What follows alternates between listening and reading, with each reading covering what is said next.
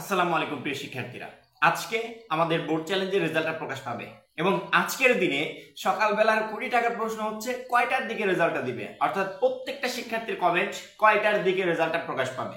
সাধারণত board challenge result প্রকাশের নির্দিষ্ট ফিক্সড কোনো ডেট হয় না। শিক্ষা বোর্ড থেকে ওইভাবে নোটিশ আকারে তারা প্রকাশও করে না, ওইভাবে অ্যানাউন্সও করে দেয় না যে এই কয়টার দিকে রেজাল্টটা প্রকাশ পাবে। আবার শিক্ষা বোর্ড থেকে যদি অ্যানাউন্স যদি করেও, আমরা কিন্তু আমাদের কিন্তু পূর্ববর্তী অভিজ্ঞতা আছে, শিক্ষা বোর্ড যদি 10টায় বলে তাহলে সেটা 10:30 11টায় চলে যায়, শিক্ষা বোর্ড 11টায় বললে সেটা 11:30 12টা পর্যন্ত চলে যায়, এরকম কিন্তু হয়। অর্থাৎ শিক্ষা বোর্ডের আনুষ্ঠানিকতা শেষ করতে করতে একটু সময় লাগে।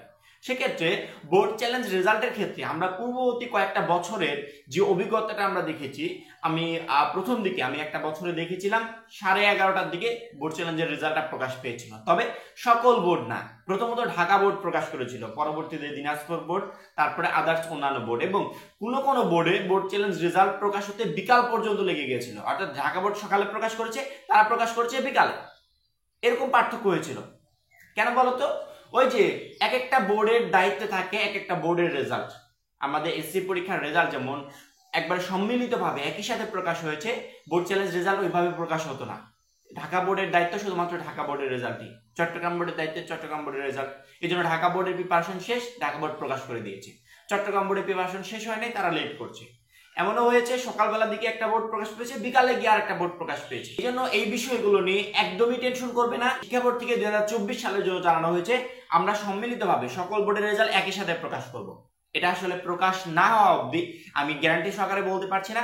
তবে শিক্ষা বোর্ড যেহেতু বলেছে যে একই সাথে প্রকাশ করব, সেক্ষেত্রে যদি একই সাথে প্রকাশ হয় সেটা আমাদের জন্য প্রচুর পরিমাণে ভালো হবে। নয়তো বোর্ড চ্যালেঞ্জ রেজাল্টে শিক্ষা বোর্ডগুলো প্রচুর পরিমাণে ঝামেলা করে।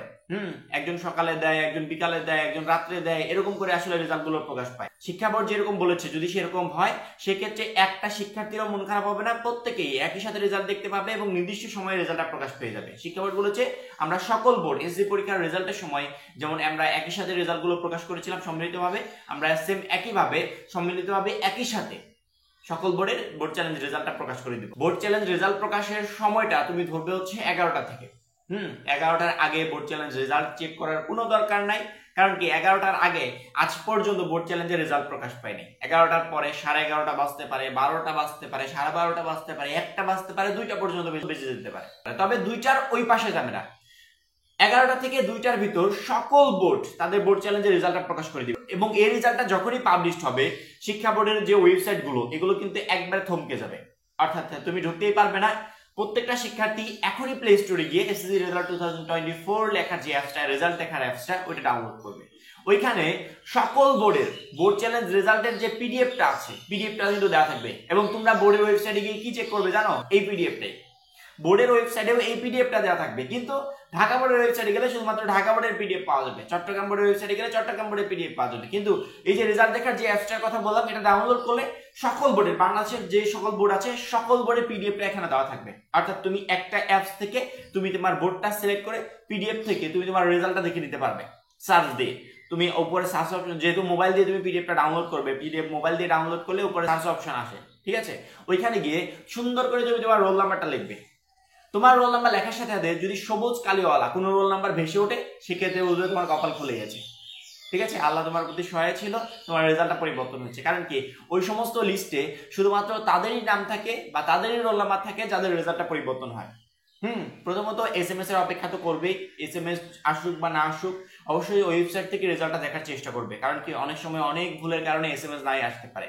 এই জন্য টেনশন করার কোনো দরকার নেই এবং বেশি এক্সাইটেড হওয়ার দরকার নেই। আমি কি বললাম, 11:30 থেকে বা 11টা থেকে 2টা পর্যন্ত এই সময়টাকে তুমি ধরে রাখবে, ঠিক আছে? এই সময়ের পরেও যদি রেজাল্ট না প্রকাশ পায়, সেক্ষেত্রে একটু তাড়াহুড়ো করবে, একটু এক্সাইটেড হবে। কিন্তু 11টা থেকে 2টার ভিতর এক্সাইটেড হওয়ার দরকার নেই। বোর্ড চ্যালেঞ্জ রেজাল্ট সাধারণত প্রতি বছরই এইভাবে প্রকাশ পায় এবং একটু সময়ের একটু এলোমেলো হয়, সেক্ষেত্রে টেনশন করার কোনো দরকার নেই। যেহেতু বোর্ড চ্যালেঞ্জের আবেদন করেছো, পরিবর্তন হোক বা না হোক, একটা আপডেট অবশ্যই তুমি পাবে, সেটা শিক্ষা বোর্ড থেকে জানানো হোক বা বোর্ডের ওয়েবসাইট থেকে হোক। যদি দেখো কোনো মাধ্যমে বোর্ড চ্যালেঞ্জ রেজাল্ট দেখার যতগুলো মাধ্যম আছে, একটা মাধ্যমে তোমার রেজাল্টটা চেঞ্জ দেখাচ্ছে না, সেক্ষেত্রে বুঝে নেবে হয়তোবা তোমার রেজাল্টটা পরিবর্তন হয় নাই। এই বিষয়ে কষ্ট পাওয়ার কোনো দরকার নেই, কষ্ট পেয়ে শুধুমাত্র সময় নষ্ট হবে। এবং যাদের রেজাল্ট পরিবর্তন হবে তাদেরকে অবশ্যই আমি অভিনন্দন জানাচ্ছি। এবং বোর্ড চ্যালেঞ্জ রেজাল্ট যখন প্রকাশ হবে তৎক্ষণাৎ একটা ভিডিওর মাধ্যমে তোমাদেরকে জানিয়ে দেওয়া হবে। এবং বোর্ড চ্যালেঞ্জ রেজাল্ট প্রকাশের পর যাদের পরিবর্তন হয়েছে বা হয়নি, এদের আসলে পরবর্তী করণীয় কি, A to Z সকল আপডেট আমাদের অলওয়েজ আপডেট চ্যানেল থেকে পেয়ে যাবে। অবশ্যই আমাদের চ্যানেলটাকে সাবস্ক্রাইব করে পাশে বেল আইকনটা ক্লিক করে রাখবে এবং পরবর্তী গুরুত্বপূর্ণ ভিডিওর জন্য অপেক্ষা করবে। সবাই ভালো থাকবে, সুস্থ থাকবে, খোদা হাফেজ।